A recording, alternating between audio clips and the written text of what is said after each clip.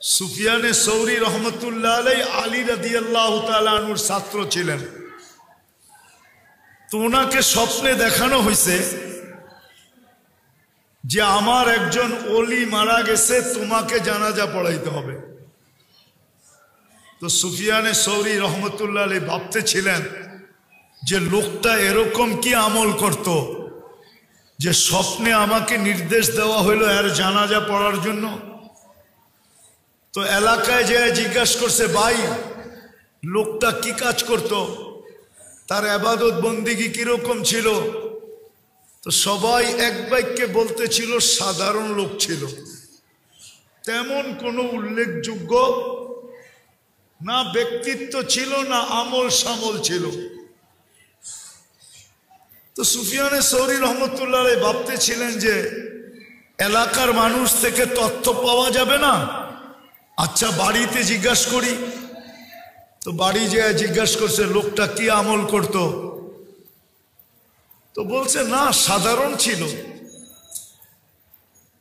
তো উনি একটু নৈরাশ হয়ে ভাবতেছিলেন যে বাড়িওয়ালাদের থেকেও পাইলাম না, আচ্ছা দেখি গোপনভাবে আর স্ত্রীর থেকে কোনো খবর নেওয়া যায় কিনা। অনেক কিছু থাকে যেটা জামাই বউই জানে আর কেউ জানে না, ঠিক না? তো স্ত্রীকে যখন জিজ্ঞাসা করছে, বলছে লোকটা তো ছিল সাধারণ কিন্তু তার একটা আমল ছিল। বলছে সেটা কি?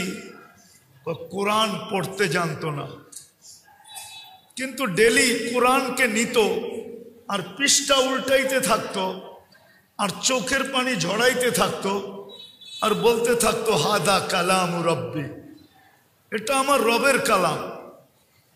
তো সুফিয়ানে সৌরি রহমতুল্লাহ আলাইহি চিৎকার দিয়াতে বলতেছিলেন আল্লাহি হাদা হুয়া, এটাই ওইটা। এটার কারণেই তার এই এত বড় মর্যাদা যে আমাকে স্বপ্নে দেখানো হয়েছে যে আর জানাজা পড়াই। মেরে দোস্ত, আমরা চলে যাব, সবাই চলে যাব। দুনিয়াওয়ালারা আমাদের সাথে সম্পর্ক ছিন্ন করে দিবে আর সম্পর্ক ছিন্ন হয়ে যাবে। আসেন আসেন, সুযোগ এখনো হাতের নাগালে আছে।